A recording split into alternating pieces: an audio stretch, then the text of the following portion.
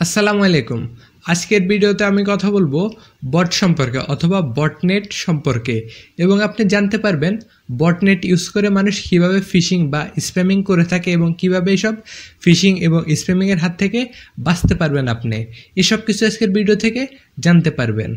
PUBG অথবা free ফায়ারে যেসব player রয়েছে যেগুলো কম্পিউটার থেকে দেওয়া থাকে, যেগুলো আসল মানুষ খেলে না, কম্পিউটারের প্রোগ্রাম থেকে যেসব প্লেয়ার আসে সেগুলোকে বট বলা হয়।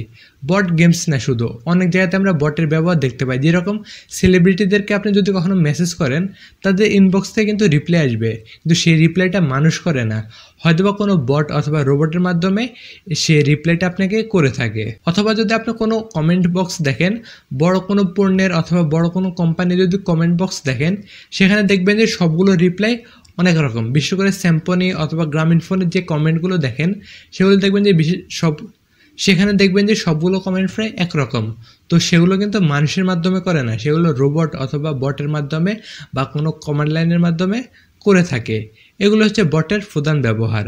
তো বট হচ্ছে কি, বট বা বটনেট হচ্ছে বিশেষ একটা কমান্ড লাইন যেগুলো সবার মাধ্যমে ইউজ করা হয় বা রোবটের মাধ্যমে বা কোনো ইন্টেলিজেন্টের মাধ্যমে যেগুলো ব্যবহার করা হয়। তো বটের ব্যবহার কোথায় কোথায়?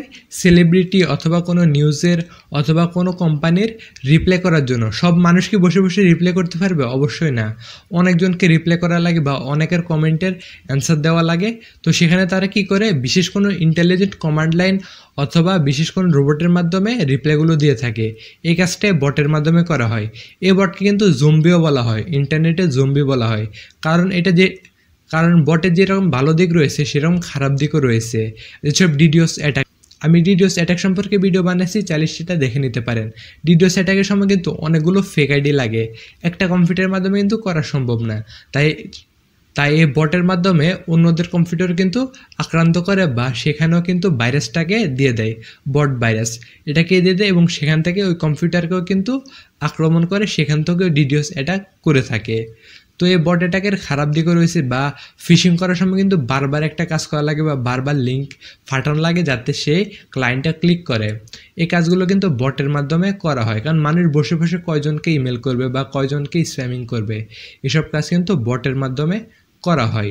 তো আপনি কিভাবে এইসব স্প্যামিং থেকে বাঁচতে পারবেন? তো যদি কেউ বটের মাধ্যমে আপনার কম্পিউটার বা আপনার মোবাইলকে যদি আক্রমণ করে বা বটের কমান্ড লাইন বা বাইরে যদি ঢুকে দেয়, সেটা থেকে কীভাবে বাঁচতে পারবেন? খুব সহজ সমাধান। এই জন্য আপনি খুব ভালো একটা অ্যান্টিভাইরাস ইউজ করতে পারেন। বর্তমান সময়ের প্রায় সকল অ্যান্টিভাইরাস কিন্তু এই বটনেট বা বট আক্রমণ থেকে আপনার কম্পিউটারকে রক্ষা করতে পারে। তো আপনি কি করবেন, একটা অ্যান্টিভাইরাস ইউজ করতে পারবেন এই বটনেট থেকে বা বট ভাইরাস থেকে বা বট জম্বি থেকে বাঁচার জন্য। তো আজকের ভিডিওতে আমি কি বললাম, আপনাদেরকে বট সম্পর্কে জানিয়ে দিলাম। আপনারা অনেক সময় যারা গেমস খেলেন তারা বট দেখতে পান, তারা অনেকে জানতেন না বট কি। তো আজকের ভিডিওর মাধ্যমে জেনে গেলেন যে বট হচ্ছে আসলে কম্পিউটার বা আপনার মোবাইল থেকে বা কোনো গেমস থেকে দেওয়া ইন্টেলিজেন্ট কোনো একটা ক্যারেক্টার। আপনি চাইলে কিন্তু বটের সাথে চ্যাটিংও করতে পারেন। অনেকগুলো গেমস দেখবেন যে আপনি তাদের সাথে চ্যাটিং করতে পারেন। আপনি কোনো মেসেজ করলে কম্পিউটার থেকে আপনাকে রিপ্লাই দিয়ে দেয়। এসব কিন্তু কোনো মানুষের সাহায্যে করা হয় না। আপনি সেখানে যদি মেসেজ করেন তো সেখান থেকে কোনো একটা রোবট বা কোনো ইন্টেলিজেন্ট থেকে অ্যান্সার দেওয়া হয়। এই কাজগুলো বটের সাহায্যে করা হয়। তো আশা করি আপনি ভিডিওর মাধ্যমে বট সম্পর্কে জানতে পারলেন যে বট কী বা বটনেট কি। আশা করি আপনি বুঝতে পারছেন। এই সম্পর্কিত যদি আপনি কিছু জানতে চান তাহলে আমাকে অবশ্যই কমেন্টে জানাতে পারেন।